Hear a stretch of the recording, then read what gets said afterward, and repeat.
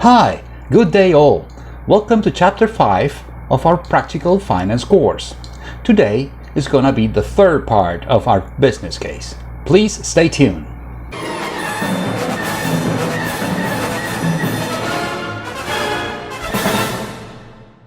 Today we're going to make a very simple market worksheet with the sales projection in it, and we're going to begin doing the financial worksheet, the most important of all. So I did some work ahead in the market worksheet, and I want you to join me at the Excel. Okay, first of all, I wanted to explain to you what did I do with the investments worksheet, because I had to do some changes. Because last time I told you that we were needing this depreciation per month to synchronize the buying of the new investments, and that is not totally right. As I told you, it's not that rigid that I need to buy things when the depreciation is reached. But if you want to do some maintenance to the investments that you already bought, you should always have an expense for maintenance, and that is a percentage of the investment that you buy. That's the way practically is done, because it has to do with the investment you already have. So what I did a more simple formula. I begin with like you see here, a number of the minimum investment you need to buy in the first month just to start your business. I mean, 500 feet of pipes. Maybe you need those pipes that reach the center of your equipment and to the outside or whatever, and that's like a minimum that you need to buy. And then month by month you start up trying to figure out how much new equipment, or pipes in this case, you need to buy to fulfill the bottles per minute sizing. As you see, I don't have more than 100, 200, 300. This time it is derived by the production assumptions that we're going to see in a minute. So once you have this amount of bottles per minute production here, let me take the green out because it is no longer an input of the user. It's actually something that is calculated in the market worksheet that you got to see. So here, the amount of pipe you buy, these 20 feet of pipes per each individual bottle per minute that we produce. So it's just a multiplication of the number, but this time I have to use the difference because you have already bought 500, right? So there is a new 21.5 pipes that are produced. I mean, this 500 should cover the first 21.5. This time we have 42.9 bottles per minute, so the difference is 21.5, and we need to buy then 429. So imagine that our first purchase of pipes covered what I'm seeing, 429 needed for each individual 21.5 new bottles per minute that are produced, plus something extra that you need to add at the beginning, right, to reach the 500. So this number must be greater than the one that is usually calculated, right? You could put 750 if you feel more comfortable with that. Okay, the other investments are a round number, an integer value of the amount of bottles per minute that is produced in that particular month, or that it's required in that particular month, times some number I'm using here, I'll explain in a minute, divided by 700. Remember the research that for 700 bottles per minute we were needing this amount of equipments, right? So what I did is that for every 14 out of the 700 times the amount of bottles per minute you have. Okay, so if I need to buy another extra, in this case filtering equipment, it will be shown here. For example, right here in month 5, I'm already needing one, because 107.3, let me multiply that, times this figure I'm using, every 14 water pool minutes divided by 700 is actually 2. So if I have one, then I need to buy an extra one. That's what the formula does. I need to then subtract the sum of everything I have bought up to now. So in this case, is the sum of the month 1 up to the prior month, month 4 in this case. Okay, as well as this formula is the same, this formula is the same, these formulas are the same. All the other formulas had to do with the research of 700 bottles per minute production. As you see here on year 5, I'm over that 700 for the sample I use. So the amount of pipes, as you see, is greater than the 14,000. As you see, 16,000 feet. And also the amount of filtering equipments is 15. I think I saw in the video around 10 or something like that, so it could be very close. Monitoring equipment, 7 of them. I think I saw like 5 equipment of monitoring. The ozonation disinfection equipment right here, also 23. The amount of membrane filters, as you remember, there were 48 in that 700 liters per minute production. Right here is 55 because it's greater. And I changed it to 49 instead of 48 because to be multiple of 7, all of my assumptions here. And filtration units, I have 15. Remember the research. Filtration units, 12. Okay, so it's a bit more than that because I'm producing more. And 1 micron filters, 23 instead of the 21 they have here. Okay, so that's the only important change I made. The other things are remain the same. Prices remain the same. Depreciation, well, change a bit to something more logical, but I didn't touch anything here. Okay, so let's go to the market. The market, it's a beautiful worksheet that you're gonna love. Okay, first thing is that I begin with the size of my market, the US population, for example. Right now we have around 331 million inhabitants in the United States, and with a population growth of 0.59% per year. So, and it's going down, as I saw in Wikipedia. So it's probably around going down like this. So at the year 5, we will only increase 0.51% per year. So what I do is beginning with this number, that should be also in green. But of course, I didn't put it in green because is something that is a data that I obtained from other sources that it shouldn't be changed. But if this year 1 is not 2020, but it's, I don't know, 2030, you should begin with the 2030 inhabitants. Okay, so this also is a figure I research. Is the amount of liters per person in the United States of water. So it's an important factor because I will need to use it later on, as you will see. But the thing is that produces the figure of the number of water liters that are sold in the United States per year, because this is a figure per year. Okay, average consumption per liters per year. Let me add that up. So okay, the average water price market, well, I did some research, and some of the reports showed $1.45, and if you look at an Amazon price of a water liter is around $1.25, and if you buy in bigger packs, like a pack of 48, it can reach around this price. So as I'm using this number or something very close to it for my business case, I would imagine that this price is the price that we sell it to the distribution line, gas station, or the supermarkets. So it should be less than the average price that Amazon sells to you.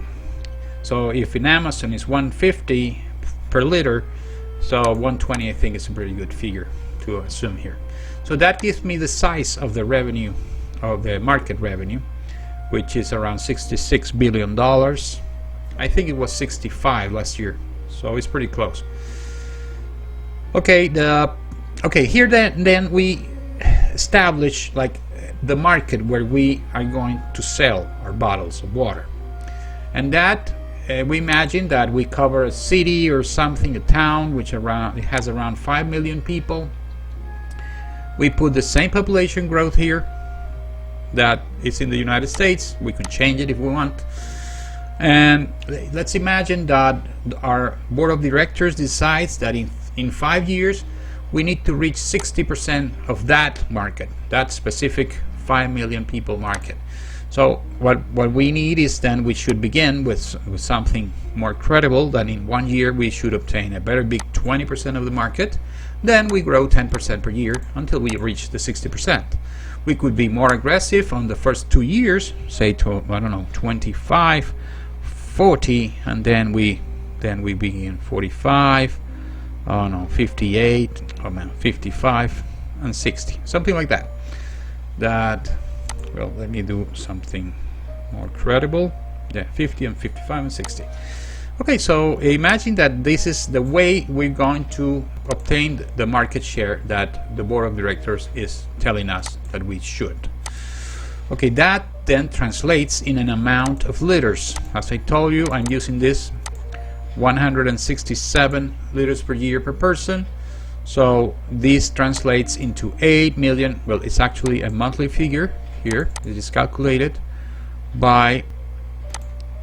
Okay, I see I have a mistake here. Okay, I have a mistake because these are actually the number of people that are obtained as customers. It's not the amount of liters. Okay, so we then multiply this number by the amount of liters per year, or in this case per month, because it's just a division by 12. So this number must be then copied to here. Okay, that's it.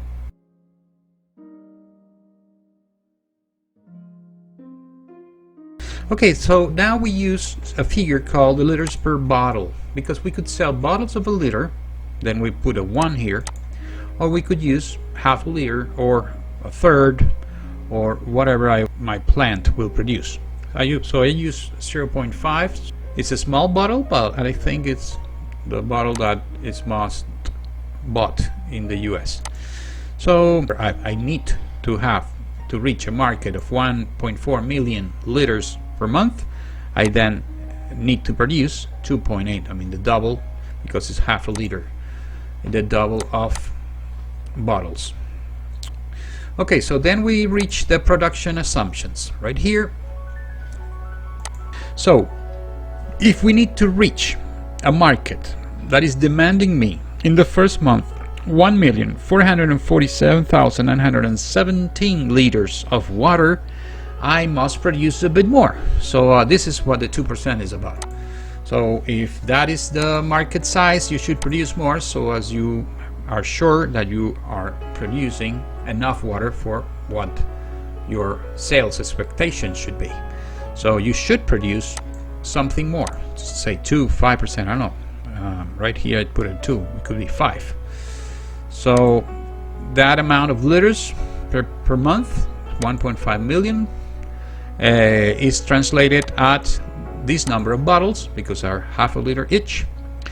So if we have a plant that is working, say 6 hours per day, or 8 or whatever, let's say 8 hours per day, and 5 days a week, so we rest Saturday and Sunday, that translates into the number of days per month. Okay, so we have then the days per month, and of course the amount of bottles per minute required. How do I do this? It's just a formula, as you see here, is the amount of productions liters that we need to produce. We must divide that by, of course, the number of work hours per day the number of days per month, and then by 60, because you need the figure in per minute. So you divide that by 60. Okay, so that's the number, and that number is going to change over the future.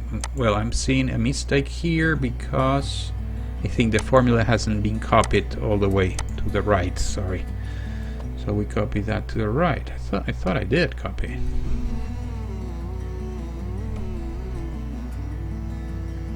Okay. Okay, so perfect.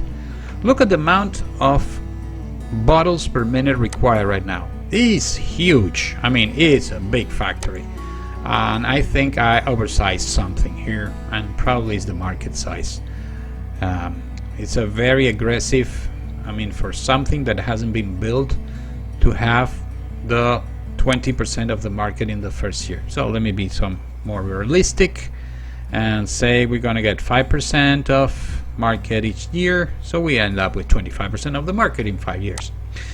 Okay, that way it's still a big plant, as you see, because I don't know, 5 million is perhaps too much. We begin in a 2 million town, and that's the amount of people we're gonna get, the 25% of 2 million or a bit more in year 5. Okay, so this translates then in the double of the factory that I researched, because it's pretty big, but it gives me some sort of orientation. Okay, and that how do I translate it into market share in liters? But remember that we have this figure of liters per period that I'm producing. You must divide that by the amount of liters that the United States is producing, 55 million. That's almost nothing, but it's a share that's going to grow throughout the years. Then I did some sort of inventory just to have an idea of how many inventory days I'm having with this percent. I mean, let me get it down to 2% again. I mean, this means that if I begin producing 236,300, I call it bottles in. I mean, this is just the number of bottles that I am producing in the first month. That, remember, it was based on the amount of liters divided by, of course, the size of the bottle, and this amount of liters was just 2% of the production required. Okay, or of the market size, I mean. Okay, so these bottles in and the bottles out are the bottles that are sold, and I'm expecting to sell at least what my market is assuming that I should, to obtain the market share I was committed to. Okay, so that means, of course, that if I sell 2% less that I produce, then I will have a remaining amount of bottles by the end of the month. And this is an important number because we need this for the balance sheet later on. So that's how it's calculated, this amount of 4,633 bottles that remain at the end of the month. And I sold 231,667 bottles. That times 30 gives me the inventory days. I mean, it's less than a day of bottles of what I'm selling per month. So in this case, for example, it's a bit more than a day, 27,000. And why is that? Because if I multiply that by 30 and divide that by 1.2, is 695,000, which is the number of bottles I'm selling per month. Great. So the last thing in this worksheet is the price per bottle. So it is not a little bottle, it is actually a half a liter bottle. So it should be a price less than the 1 liter I found out, or I researched, 120. Perhaps it's very expensive at $1 because it's half a liter, and also you need to sell it to the distribution line. Let's put it 75 cents. And it's something that I think it's going to be dropping year by year. I don't know, it could be still at 0%, I'm not sure. This figure I used right here, it was the same figure that the prices would increase or drop per year. Let me put that in 0 too. Okay, so if I multiply that by the amount of bottles, I get the revenues. So it will be a $13.5 million company, the size of the first year, and it will grow up to 133 million per year.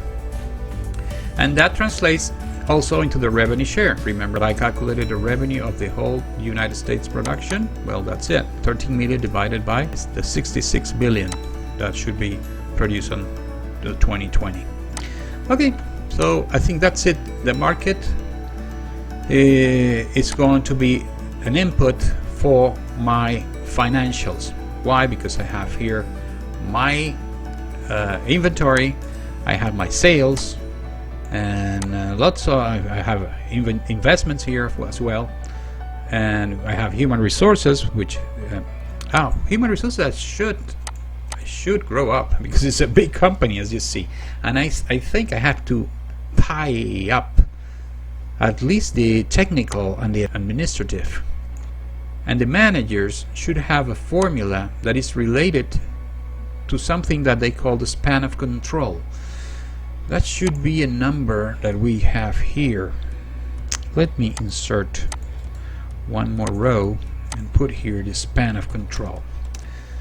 That is something that we need to calculate the amount of managers. I mean, each manager must control a determined amount of employees, and that should be, I don't know, 8. Perhaps you start with a low number because you're starting the company, and then you should grow up that to, I don't know, 7, something like that. This is then something that we need to have here, and of course here is the formula. Let me copy it from here so I already have it. This one right here. Yes, this is perfect. Yes. Okay, let me copy that formula over there. My resources right there. Let me see if it works. 333 444 555 666 777. Okay. So this number here, I will need it to calculate the number of managers. So how is the formula? We at least need 1 manager, and then for the remaining amount of employees, we calculate them that. Okay, so 1 plus the amount of technicals, administrative and stuff. Okay, all that divided by this span of control. Okay, well, of course this is going to give you not a round number, so we must round it up, and we should round it up. We need another parenthesis here. Okay, so we need 3 managers. Why is that? Because yes, we have 5 employees, and we must have a manager for every 3. As I round it up, so that makes 2 plus the 1 that I add in here, so it's good. We copy that to the end.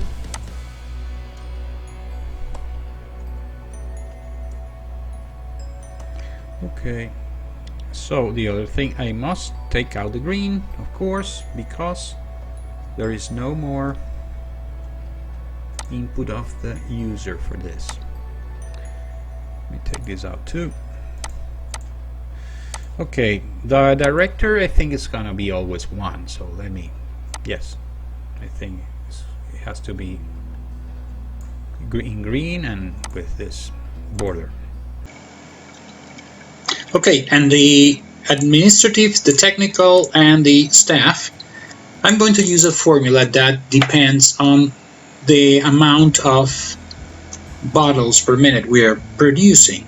So let's put a formula here that goes up to market and sees how many bottles per minute are being produced. This 22.4 here in the first month. And let's divide that by 20, for example.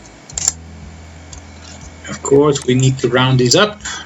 Let's round it up to